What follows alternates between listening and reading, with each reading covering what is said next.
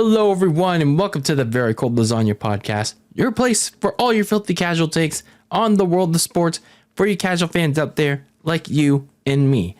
I am your host, Dylan Lasagna, and this is episode number 278 of this icy yet spicy podcast.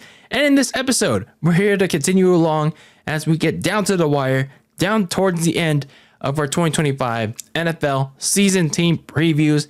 And this is part number 7 of said team previews, as we're down to the final 8 teams. Yes, I said that correctly. 8 more teams to go in our team preview month as we now head out east for our team previews. And these first 4 teams that we're looking at out east resides on the American Conference side, and that is the AFC East. And I just gotta say, can't believe we're down to these last 8 teams. We've covered 24 of them, and now we got 4 more to look at. And yeah, all these last 4 teams are on the eastern side, and well, here we are. These last 2 episodes, it all comes to a head in our final set of team previews. But that being said, in case you missed any other of the 6 episodes that we covered, all the other teams that we've previously done in the last couple of weeks, in this past month, make sure you go listen to them or watch them, whether it's on YouTube or Apple Podcasts. And for those divisions that you may have missed, we've already covered the NFC West, the AFC West, the AFC North, the NFC North, the NFC South, and the AFC South. And yeah, make sure you go after this episode that you're listening to. Make sure to listen to all the previous teams that we've covered in the previous episodes. So a couple of training camp updates before we get started on the 4 teams that we have to talk about on the AFC East side of things. So a few training camp updates, as some teams have already gotten underway with training camp, but others have yet to begin. So for the Pittsburgh Steelers, they have finally came together with their star defensive end, TJ Watt, and they paid him the big bucks. After being at a standstill for most of the offseason, they gave him that big fat dough. They gave him the big fat ducats. A 3-year, $123 million extension. And yeah, it's a lot of money. It's a lot of money, but I think it's pretty worth it for a player that performs pretty well. That's the glue to that entire defensive line. And it was pretty evident for a few games that he missed last year. And I also believe towards the end of the year prior. So yeah, he deserves that kind of money, that kind of extension. So he's earned his pay, and it also, more importantly, ends TJ Watt's holdout, as training camp, whether it has started or not, it begins, and he should be reporting to training camp. So unfortunately, though, for my San Francisco 49ers, as I mentioned in the previous episode, what is his name? Oh yeah, our receiver, Jawan Jennings. For whatever reason, he decided, oh, I want to get paid now. He wants a big fat contract extension. Maybe it's not as big fat as TJ Watt's, but he still wants a contract extension nonetheless. And it gets even worse for San Francisco, not in terms of contract extensions, but a few of key receivers getting placed on the physically unable to perform list. And those players being Brandon Ayuk, who obviously we all knew he was going to be ready to play for the season, and Ricky Pearsall. Yeah, our first round pick. Unfortunate events last year, which was understandable, but surprisingly, a player that did a lot of offseason work, but somehow ended up on this PUP list anyway. So the details are very mixed. Not everything has come out yet about what exactly is going on with Ricky Pearsall in particular, and a few other players, but Ricky Pearsall is the highlight of this list. Now, and I'm also not sure if this is a regular season PUP list or a regular season PUP list for just training camp and preseason. So hopefully it is a preseason training camp PUP list, because if he is not ready to go for the regular season, our receiving room is pretty fucked. It is pretty fucked, especially if Jawan Jennings continues to hold in for that contract extension he is wanting so badly. So not exactly good stuff for the 49ers as they begin training camp relatively soon. So yeah, not exactly the best of stuff going on there. And this Niners fan right here is not exactly pleased. Just already see what's going on, as I badly want a rebound year again. So moving right along with our 2025 NFL team previews, part number 7. As I said, we're here out east to begin part 7 and the first of 2 final teams that we're going to be covering, a set of teams at least, on the eastern side of things to talk about the AFC East. And beginning our trip out east is a team that, well, didn't exactly do well last year, but we all expected them to do bad. But there were some silver linings for that team, and I'm talking about the New England Patriots, a team that once had a dynasty a couple years ago, but unfortunately fell down.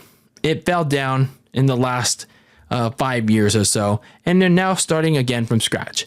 So in the last year, in 2024, this severely flawed team, it basically got its ass whooped nearly all year, because you had a head coach in Gerard Mayo, who pretty much Robert Kraft. He gave him, he promoted him as the supposed successor to Bill Belichick, who mutually parted ways with the Patriots the year prior, and they gave linebackers coach Gerard Mayo the job, but he was clearly in over his head as the coach with in-game situations and had a very toxic relationship with players reportedly behind the scenes, and that resulted in him getting fired right before the final game of the season.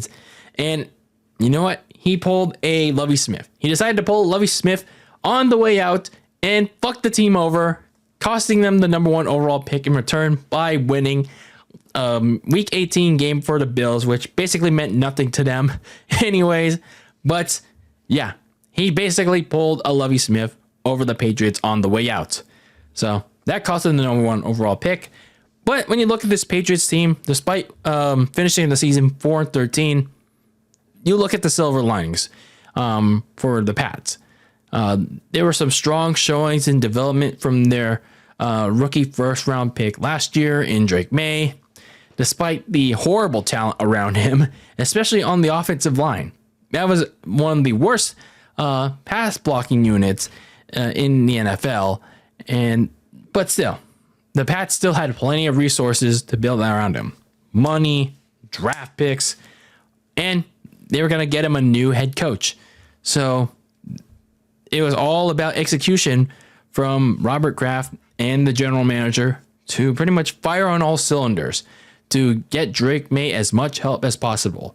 So when you look at what they need to do this past offseason, as I talked about in my team recap for this team, they had to rebuild that offensive line because, as I mentioned, that whole front 5 was a major mess that resulted in either Jacoby Brissett, who started the season last year, or Drake May, who took the starting job to get him some reps. They got hit a lot last year, and I believe they were one of the most sacked quarterbacks in the league last year, allowing them that offensive line was the one of the most that allowed the sacks. If you get what I mean, despite me flubbing that phrase. So anyway, they had to revamp it either way. They had to revamp that line all offseason long. Then you also had to get more receiving help for Drake May because they didn't really have a lot of help around Drake May other than Demario Douglas to further help along May in his development going into year 2. And then you also needed more help in the pass rush because, after they lost Christian Barmore to a season-ending injury early last year, they didn't have much other than Keon White. And that was basically the end of it. So looking at some of the things that happened in the offseason for the Patriots, obviously the biggest thing that happened for them was the return of their familiar face. A familiar face in Mike Vrabel, the former Patriots linebacker player that won 1, 2. Not sure if he won a third in the 2000s. But either way, he's back with the Patriots, but this time as a head coach. Has experience as a head coach and also as a winning head coach somewhat. Taking the Titans to the AFC Championship game in 2019, if I'm correct again. But anyway, he's there to replace Gerard Mayo. And yeah, the Kraft family got exactly who they wanted. And yeah, even with the lack of success in his later years in Tennessee, it had more to do with the roster than him personally. So Mike Vrabel was coming into a pretty good spot, in my opinion. And he has brought along a pretty good staff, one of which includes a familiar face in offensive coordinator Josh McDaniels, who, again, finds himself in New England. You know, that Thanos phrase, that, you know, whatever leads you back to here. I don't know the exact phrase, but either way, it's that phrase. But anyway, yeah, Mike Vrabel and Josh McDaniels are back. Two familiar franchise faces. So the other moves that they made, they released longtime center David Andrews, who was getting old anyway, but he did announce his retirement.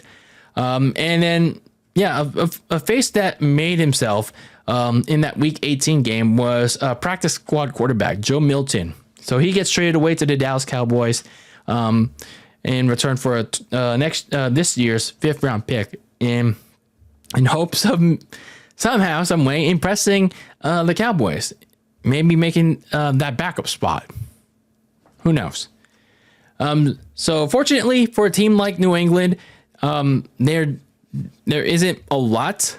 There isn't a lot of losses for them, which is always good for a team that's rebuilding. And of course, for a team like New England that is rebuilding, there are a lot of notable additions.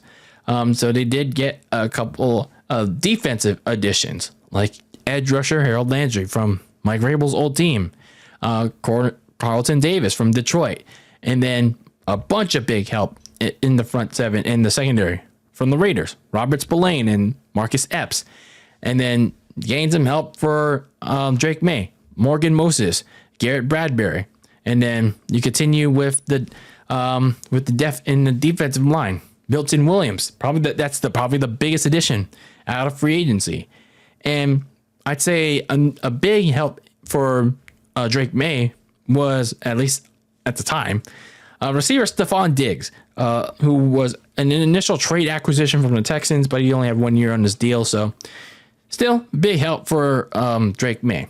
Now, the draft was where they did the dirty work, and the 4th overall pick is what they had, and they used it smartly. And that was getting a tackle in Will Campbell, who was one of the best tackles in this draft, and they continued their work in getting more help at offensive line. They got Jared Wilson and Marcus Bryant, so they're clearly we're not satisfied with getting more help at offensive line. They wanted more, and more. So they continued recruiting a lot of help on all sides of the ball, getting the likes of a running back, Travion Henderson, receiver Kyle Williams. Not that Kyle Williams that fumbled the ball in that NFC Championship game also long ago. But anyway, then you got defensive tackle Josh Farmer, edge rusher Braden Swinson. You get the point. They had all these resources, and they utilized most of them to their fullest potential. So I really like this approach from New England. So yeah, like I said, they used all their resources, all their assets, and took an aggressive approach with it. This duo of Mike Vrabel and Elliott Wolf, I really liked what they did. Shelling out the big bucks, shelling out the draft picks for the likes of Milton Williams, Stephon Diggs, Harold Landry, Robert Spillane. That defense should be much better. And then beefing up the offensive line beyond Will Campbell. But of course, at the same time, you have to make sure those starters, those reserves, they both play well. And also, of course, the depth in free agency in the draft. It was very important for them to stock up on that just to make sure their starters get hurt and those reserve players are ready to go. But now that they've got those reserve pieces in it's now more important than ever for Drake May to capitalize on that. It's sink or swim time in year 2 for him. So May, he initially struggled in OTAs a little bit, but understandably so, because he's adjusting to both a new head coach, a new offensive coordinator, and obviously this new supporting cast. And of course, this new supporting cast is adjusting to him.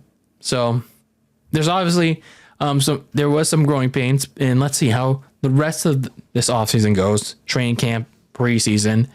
But once they do, though, it's now on him to finally deliver, because now he has multiple receivers.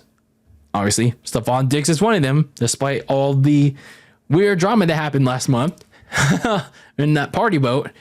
But anyway, and he also has an offensive line that he can finally worry less about, and that can really keep him upright. So obviously, the goal for 2025 for the New England Patriots is to see significant progress in Drake May's second year. So looking at the key games for this Patriots squad going into 2025, obviously for a team like New England, it's your first 3 games.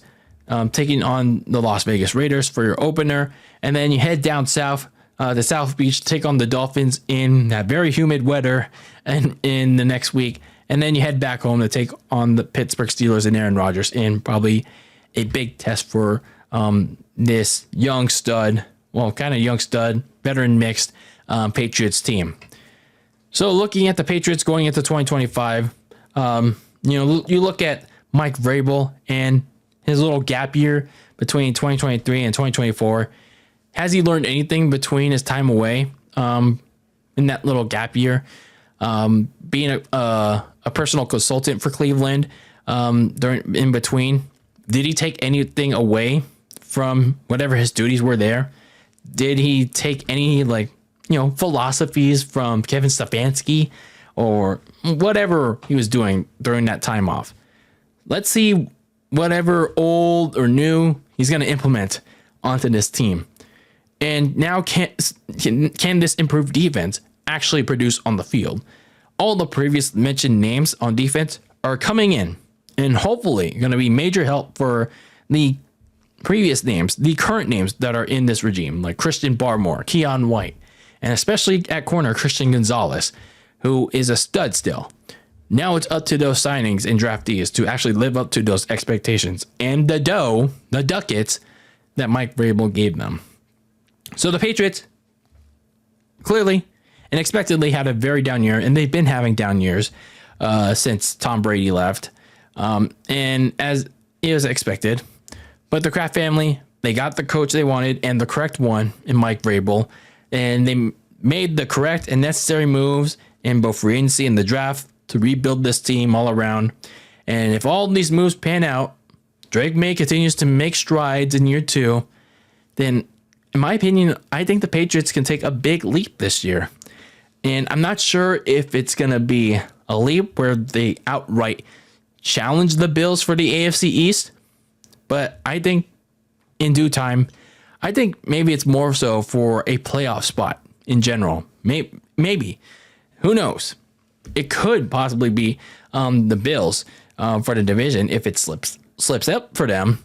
But realistic expectation, if the Patriots do exceed expectations, look for a playoff spot in this upcoming season. So moving on from Foxborough, we head on to the gangrene side of the Meadowlands as they make their preparations for a 2-night SummerSlam that is so unnecessary, but nonetheless, the gangrene side of the Meadowlands that is getting no representation for that SummerSlam. And I'm talking about the New York Jets. Though this Jets squad that had playoff aspirations last year in 2024 that most media analysts were also having last year. But sadly, none of that came to fruition. That was because of declining play of both Aaron Rodgers and this team as a whole, as well as you got a lot of toxicity behind the scenes.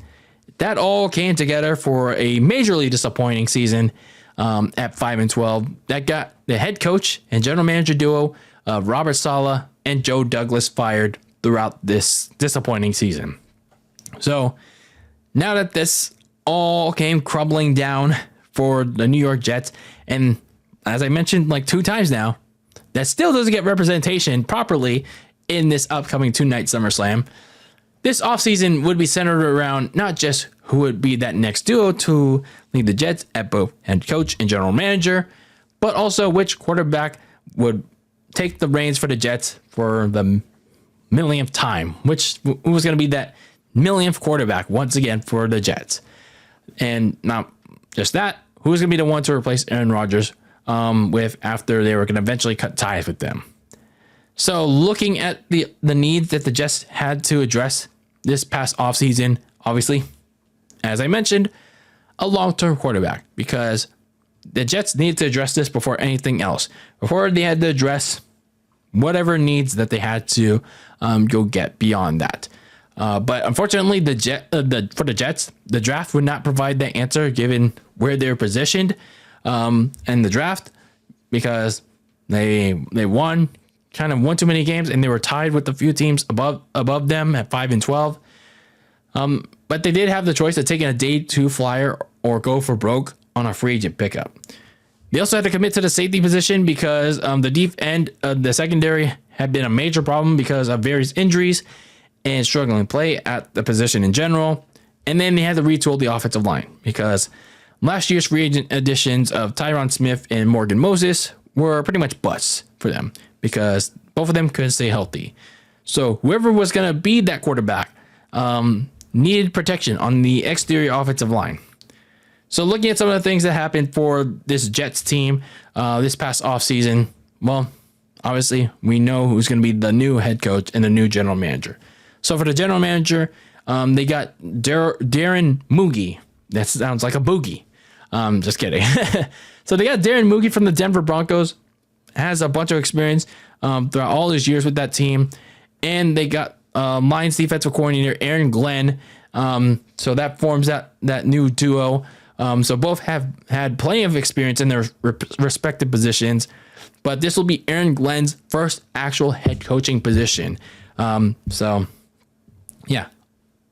Aaron Glenn in a head coaching position, we'll see and wait how that pans out.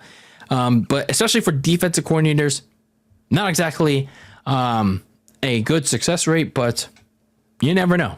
You never know how Aaron Glenn's going to pan out. So they made the expected moves of releasing Aaron Rodgers, and they also expectedly released Devontae Adams, while also releasing C.J. Mosley, Greg Zuerlein, and Thomas Morstead. So they basically released their entire special teams along the way. So by releasing Aaron Rodgers, they basically admitted that, that trade for him in 2023 was one of the worst trades of all time in the NFL. And Aaron Rodgers wound up going to the Steelers last month. So, yeah, make it for what you will. So they also re-signed linebacker Jermaine Sherwood to a 3-year extension. Well, one of their more solid players and one of their more deserving players to get a big fat extension. But again, make it for what you will. So looking at some of the free agency moves that the Jets made, probably the biggest loss that they had in the free agency period was corner DJ Reed, a very big major player in that secondary that was struggling after Robert Saleh was fired, but he was still a silver lining for them.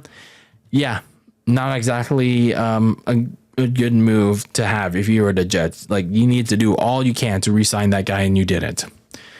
So looking at some of the additions for the New York Jets, obviously, as I mentioned, quarterback was the number one thing that the Jets had to address before anything else, and that's exactly what they did. They got a quarterback by the name of Justin Fields from the Steelers, and it seems like he's going to be the starter for them. As we've seen what so far from the offseason. And, well, let's see how things go for the Steelers. Not the Steelers, the Jets, from based on what we've seen. They also signed corner Brandon Stevens from the Ravens to try and offset the loss of DJ Reed, but that's going to be very difficult to do. And they also signed over safety Andre Sisco and receiver Josh Reynolds from Jacksonville. So the draft is where the Jets did most of their dirty work rather than free agency. They got offensive lineman Armand Mambu from Missouri, one of the best tackles slash guards, one of the best hybrid linemen in college. The Jets took away one of the linemen that my 49ers, that I personally want for my 49ers. But what can you do? They also got some tight end help in Mason Taylor from LSU and getting more corner help with a corner that I cannot name. I'm sorry. That's a very difficult name for me to say by his first name, but his last name is Thomas. They also got more receiver help in Arian Smith and another safety in Malachi Moore. So looking at this Jets offseason, my thing is, it was a little surprising for the Jets not to take a flyer on Shedeur Sanders, but like with most teams that I discussed with quarterback issues, they were probably also a little wise not to do so, and smart enough not to do so during their pre-draft scouting process of him. Even though they're in a big media market, being in New York / New Jersey, they didn't want all that attention. They didn't want all that attention for the wrong reasons. Sure, Shedeur seems like a solid quarterback, even though he hasn't proven such yet during his time with the skid marks. But again, he would be a big distraction in a big market like New York. So the Jets at least wisened up to not pick Shedeur on any of the days in the draft. But I mean, you still have to settle with Justin Fields, who should have at least some solid help around him. And now that he has some solid help around him, especially with Sauce Gardner, Garrett Wilson on the opposite sides.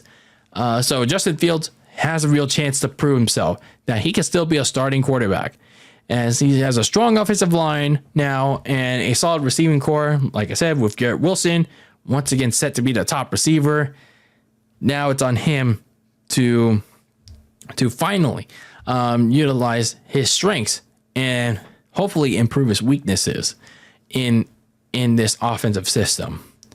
So the goal for the Jets in 2025, you obviously want to see and hope that Justin Fields can be at least a somewhat medium term answer at quarterback. I say medium, I don't know the exact term for it. At least a 2 to 3 year term answer. And then if you get past year 3, if you even go towards a year 3 with Justin Fields, then you made progress. Then you could maybe get to the status of long term with Justin Fields. But for now, we're thinking medium term for Justin Fields. So you got to determine if Justin Fields can be your guy for now. So looking at some of the key games for the Jets this upcoming season, the first game is probably the most interesting one because, Aaron Rodgers is coming back to Gang Green, the field of Gang Green, as the Jets host the Steelers in probably one of the more interesting matchups in the opening week.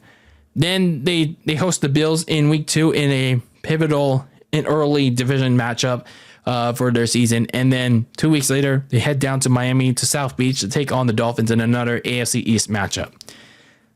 Obviously, the biggest question of them all for the Jets this upcoming season is all about Justin Fields. If he fails to prove his worth, well, what do the Jets do? Do they again tank the season once again to go and get another quarterback? Well, I don't know. I mean, this is Justin Fields' third team since first being drafted by Chicago in 2021. Now, he has shown some flashes with his strengths, like throwing a damn good deep ball, has some very, very good rushing ability, but his weaknesses come down to his decision making and holding on to that ball too long, and which goes back to his decision making, and his short passing remains, another weakness. So, like I said, he does have a really good supporting cast around him, but if he can't capitalize on it, then the Jets are going to have to consider restarting at quarterback once again. So, after all of this, after all the things about Aaron Rodgers, after that trade completely bombed, after they got rid of him, the Jets will again be entering another season with another quarterback, and they got to hope that this one in Justin Fields can pan out, at least in the medium term. If he does, then that's really good news for them. Then they can start thinking about the long term. However, if he doesn't, then they're going to have to take a really long, hard look again at the draft class next year and hope that they can find a diamond in the rough, whether it's in the first round, the second round, the third round, what you name it. They're going to have to take a long, hard look at that draft class next year and hope that there's someone out there that can save their ass that they could tank for. So going from Gang Green down to South Beach, and we're going to take our talents there to look at the Miami Dolphins. This Dolphins team, one that has made it oh so close, whether it's in the playoffs and never passed the first round, or has fallen short of the playoffs, just like they did last year in 2024. So the Miami Dolphins, their latest attempt to unseat the Bills in the AFC East was once again marred by both injuries, including another concussion to Tua Tagovailoa, unfortunately, but also underperforming against teams that made the playoffs. So all of that led to them missing the playoffs themselves at 8-9. In essence, they pretty much wasted time. They wasted resources, and this past offseason, they had to take a long, hard look at the mirror and figure out a variety of concerns with very little resources to do so. So, yeah, it was essentially wondering about the Miami Dolphins, like, why are you doing this? Why are you trying to make a playoff run where you essentially know you're going to get bounced in the first round again? But that's the name of the game for the Miami Dolphins. So looking at some of the needs for the Dolphins this past offseason, as I talked about them in my team recap back in March, they had to refresh both the offensive line and the defensive line. Look at the offensive line first, or the poor investment in it and the injuries around it in the last 3 seasons. It has cost Tua his health and safety. It has got him concussed.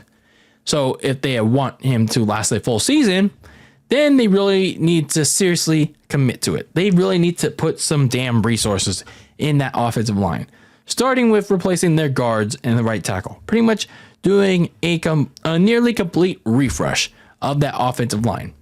Because like I said, if they want to keep his ass healthy for a full season and hopefully make a playoff run past the first round and keep Mike McDaniel's job safe, then they had to keep him healthy and invest in that line. Meanwhile, the defensive line, they needed to get younger because Chop Robinson and Bradley Chubb, that's pretty much all their difference makers in the pass rush, and they didn't have much else.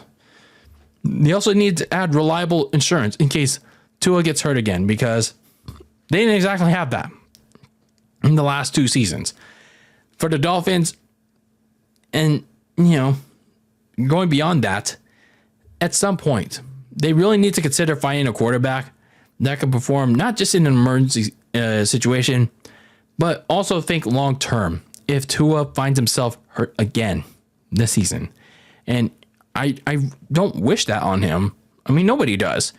But you have to consider at some point, because Tua has had so many concussions in the last 3 seasons since he started having them in 2022, that you get concerned about him. You really do get worried that if he gets another one. So you don't want that. You do not want that for Tua. But at some point, you do have to find a long-term emergency quarterback situation that could be a long-term quarterback if Tua gets hurt. So looking at some of the things that happened for the Dolphins, whether it's in free agency, the draft, or anything of note for Miami, they released a few people like Kendall Fuller at corner and running back Raheem Mostert, but both of them are getting old anyway.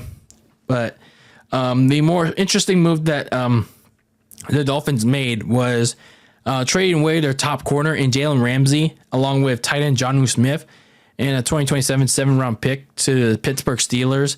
But in return, they got safety Minkah Fitzpatrick and 2027 5th-round pick And yeah, there was a lot of talk, a lot of speculation about Jalen Ramsey and his trade situation. I know that was a big talking point around the Dolphins in the last couple of months. And well, it finally got done. And I guess Jonnu Smith also went along with him. Smith, who had a breakout year somewhat mid-season. And yeah, that's what happened. Minka Fitzpatrick, though, I'm not sure why exactly. What fills the gap in that void, but we'll talk about more about that corner situation, though, because I do have some concerns about that. They also traded for tight end Darren Waller in a 2027 7-round pick from the New York Giants in return for a 2026 6th-round pick. Waller technically unretired, but both teams need to make a trade for this to happen. So, yeah, Darren Waller is going to play for the Dolphins, and it fills the void left from Jonnu Smith. So I guess the trade for Minka Fitzpatrick kind of makes sense now, given that they lost Javon Holland in free agency. But they also didn't really add too many people of note. The only thing that is kind of notable is backup quarterback Zach Wilson from the Broncos, but he was a third-string quarterback on that team. So, looking towards the draft, that's where they made their most notable moves. Gained some help at defensive tackle, like Kenneth Grant, Jordan Phillips, and yeah, that's pretty much where they got him. They also added a little bit help at offensive line, like Jonah Saivania from Arizona. They got a corner to try and offset the loss of Jalen Ramsey and Jason Marshall, and then another safety to help Minka Fitzpatrick, Dante Trader Jr. from Maryland. So I kind of like what they did with the defensive line, in the interior defensive line. Kenneth Grant will be of great use in both run and pass rush situations to assist Chop Robinson and Bradley Chubb, as well as Jordan Phillips, who could be a good 1B to Kenneth Grant. So the interior defensive line should be much better now. But the offensive line still has some missing pieces, even though that they did address it. So Miami, they had to sacrifice this one, like this need due to limited resources, as they only added two names to it. So yeah, James Daniels and Jonas Savainia, they better pan out alongside whoever can be of quality talent to keep Tua upright. Now, let's see how training camp and preseason pans out for both of these guys, along with a bunch of other people. So, yeah, let's just hope that all of these guys can keep Tua in a healthy state in the upcoming season. So, looking at the Miami Dolphins, their goal for this upcoming season is to make the playoffs if they can, and if they do, they got to get past the first round, because that's all they've ever been with Mike McDaniel as their head coach. So looking at some of the key games in the upcoming season, you look towards that slate in weeks 2, 3, and 4, playing all their divisional opponents, starting with the Patriots in their home opener, and then you go to Buffalo in week 3 to take on the Bills, and then you head back home to play the Jets in week 4. So a key critical division slate to begin the season. So when you look at this Dolphins team, the first thing that stands out to me when it comes to question marks is this secondary group.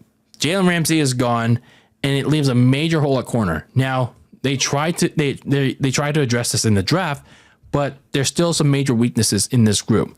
So one or two of Artie Burns, Kader Kahu, Kendall Sheffield, and Cam Smith, they all need to emerge as that next man up. So hopefully somebody emerges in training camp and in the preseason that can do such. Otherwise, this group is going to struggle like they did last season, and that's going to be a major weakness again. And then obviously Tua Tagovailoa, can he last a full season? We touched on that so much throughout this preview portion of this episode. Not much else needs to be said. So for the Dolphins, they did their best to try and address their needs, despite being so strapped on resources And I'm not sure. I'm not sure about this team because I don't know if it's enough to challenge the Bills because this Dolphins team is still flawed all around. And I'm not even sure if it's enough to even take on a potentially emerging Patriots team. Their passing attack is still good with Tyreek Hill and Jaden Waddle, and now you got Darren Waller in the mix. But their offensive line, it's still middling. And their passing defense on the other end, it has even more question marks, and it may even be worse than last year with Jalen Ramsey gone. Minka Fitzpatrick could be a difference maker on the deep end, but that's just the deep end. Like, how else is he going to help? But regardless, the more important thing is that their quarterback Tua is going to have to stay healthy. That offensive line is going to have to keep him healthy for the full stretch if the Dolphins are going to have any chance of not just getting a playoff spot, which at this point is the most important goal, like literally a month and a half out of the upcoming campaign, but if they want to compete in this AFC East. And if they don't, I could see this being the end of Mike McDaniel's tenure in South Beach, Florida. So going from South Beach, we go to the snowy depths of the freezer. And I'm not talking about this podcast, self-promotion, by the way. I'm talking about the coldest depths of the freezer of Orchard Park, New York, Western New York, to talk about the Buffalo Bills and what's going to be the final season of OG Highmark Stadium as they move to their new Highmark Stadium next year. But we're not here to discuss about new stadiums. We're here to talk about the now and what's to come for this Bills team this upcoming season. But yeah, before we can talk about that though, sidetrack, we got to trace it back to last season because so close once again for the Buffalo Bills.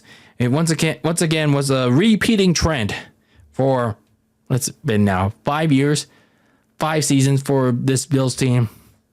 So close, but just not close enough for the Bills because Josh Allen put the team on his back yet again in an MVP season where the team was 13-4, but the Bills once again, after making it to the AFC Championship game for the first time in 4-5 years since their last one, they once again fell short when it mattered most as they once again lost to the Chiefs in said AFC title game.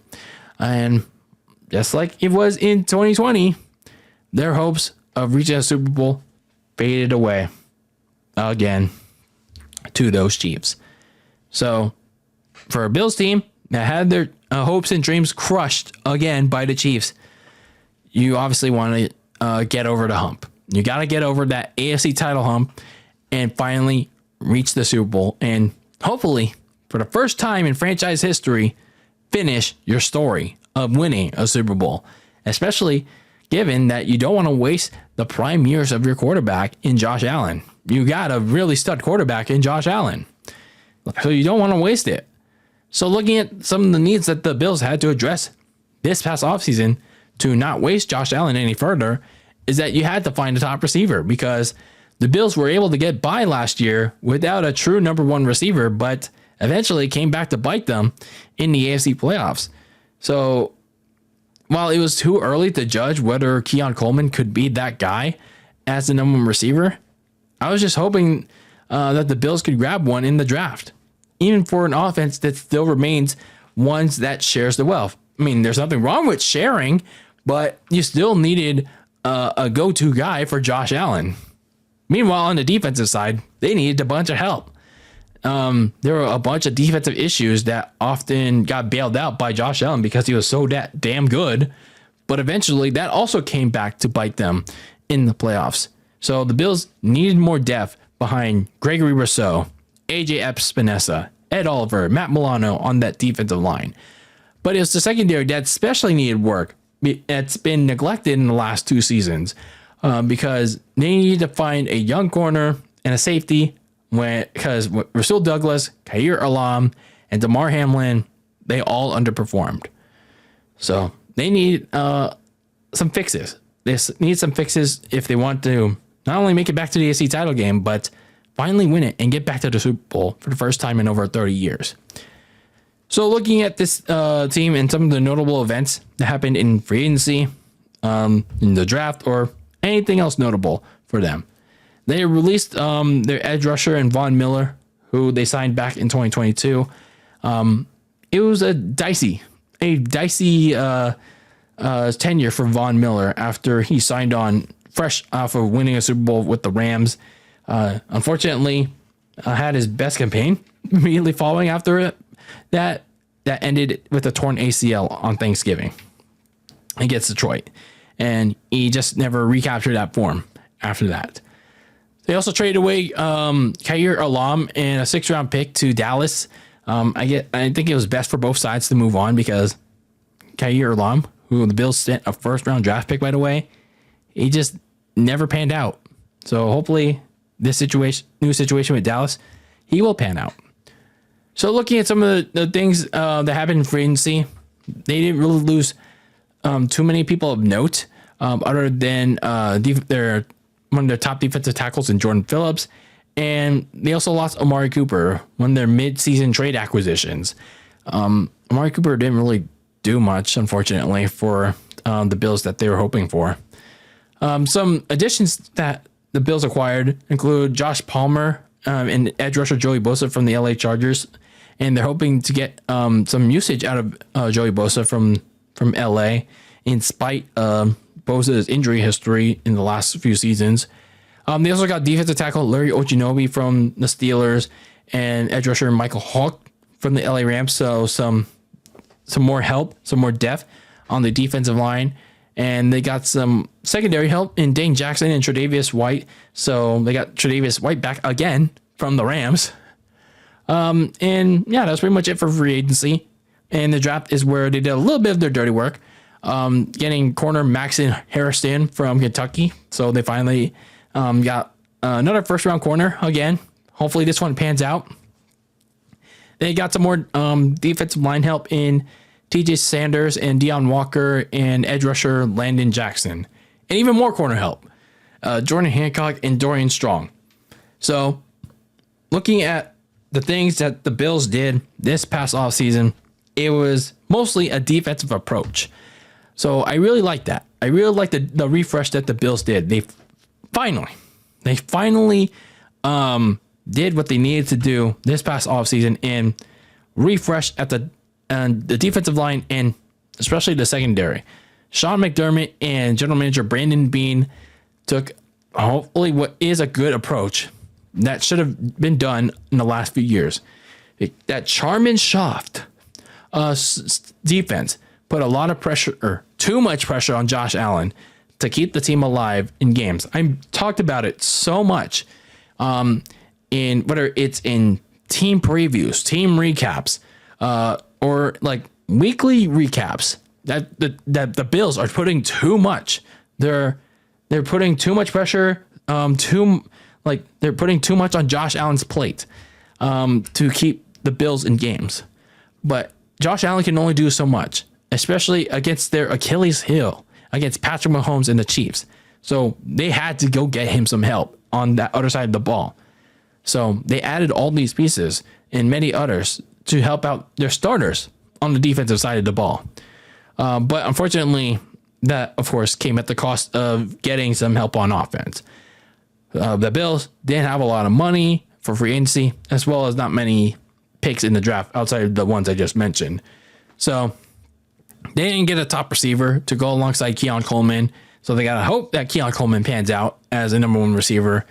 And their only draft pick for receiver was in the 7th round in Caden Prather, who maybe could be something if he makes the roster.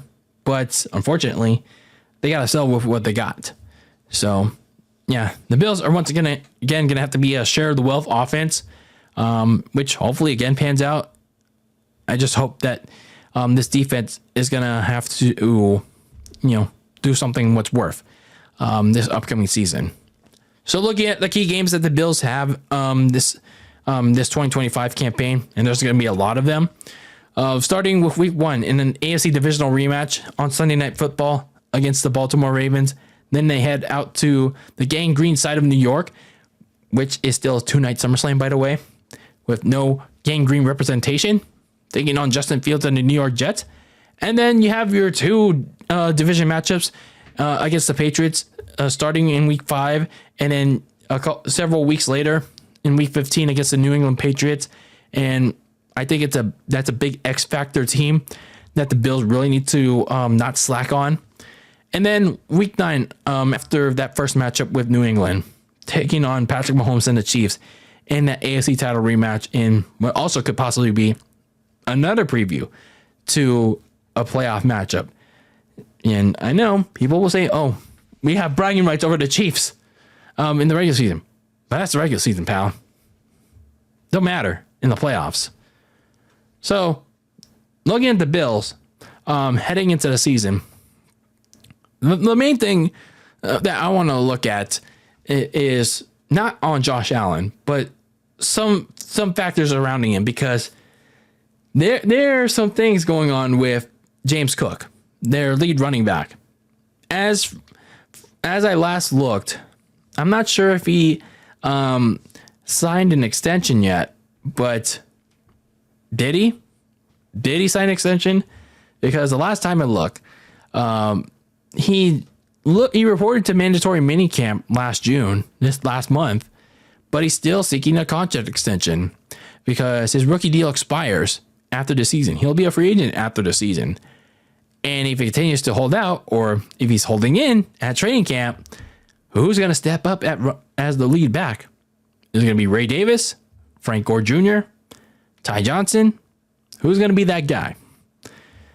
I mean, it's got to be somebody, because one of them may not pan out as well as James Cook. And I think James Cook, he could earn or deserve that money. And then you look at Sean McDermott, the head coach. The head coach has been there since 2019? In 2019, since he's been the head coach. He's had all these opportunities to lead the Bills to the AFC Championship game, to finally break that hump and get them to the Super Bowl and finish their story and gain their first ever title, but can never get it. And if he doesn't do it again this upcoming season, is this going to finally be his swan song? I don't know. I question it so many times, whether it was in last year's team preview, the previous team preview after that, and then my team recaps in the last 2 years. Like, I still question why Buffalo didn't part ways with Sean McDermott for 2 straight seasons, because he's made way too many questionable coaching decisions at the most critical moments of games, and that has cost the team playoff runs for 4 straight years since the AFC Championship game that they made prior to this past January. So if he doesn't doesn't help the Bills make it to the AFC Championship, at least the AFC Championship game again, and win it, then the Bills, they really have to consider parting ways with Sean McDermott and finding a new skipper, finding a new captain to lead the ship, and see if that captain can help the Bills finish their story in the big game. So overall, with this Bill squad, they made it a priority to fix the defense, which I liked. And while it remains to be seen whether or not it will work out, good start. We know what to expect from Josh Allen. He was the league MVP this last season. And Josh Allen, he is going to make the most out of his offense despite, not much at receiver. But again, it all falls on Sean McDermott. It's all going to fall on whether or not he's actually going to be able to help this team get past that hump, whether it's the divisional playoff hump or the AFC title hump, along with the rest of his team. But if Sean McDermott and this team falters again, I think Sean McDermott's finally going to be gone, because I think it's been more than time for this Bills team, this Bills ownership, to move on. So that is my preview. That is my opinions, my takes on this AFC East division. All these teams, all my opinions on these 4 teams in the AFC East division going into 2025. And we talked about the New England Patriots, the New York Jets, the Miami Dolphins, the Buffalo Bills, all of these teams. What are your feelings about these teams going into the upcoming campaign? Whether you're a fan of them or not, let's have a conversation about it, whether it's the comments on YouTube or on my socials at Very Cold Lasagna. You can find them wherever it's at, whether you're listening to it on YouTube or on podcast platforms. So, yeah, we have done four more teams. We're now down to the final 4 teams in the next episode. So, yeah, 28 down, the final 4 to go in the next episode of the Very Cold Lasagna podcast. So thank you for tuning in to this episode of the Very Cold Lasagna podcast. I've been your host, Dylan Lasagna. This is episode number 278 of this icy yet spicy podcast for all your filthy casual takes on the world of sports. And yeah, the last edition of our 2025 NFL season team preview month comes in the next episode number 279. And I think you know which set of teams is coming in that one. And it involves a reigning, defending, undisputed Super Bowl champion in that one. So that all comes to a head in our final part of our 2025 NFL season team preview month. But until that episode, until that part 8 comes around, I will see you all in the next one. Peace out.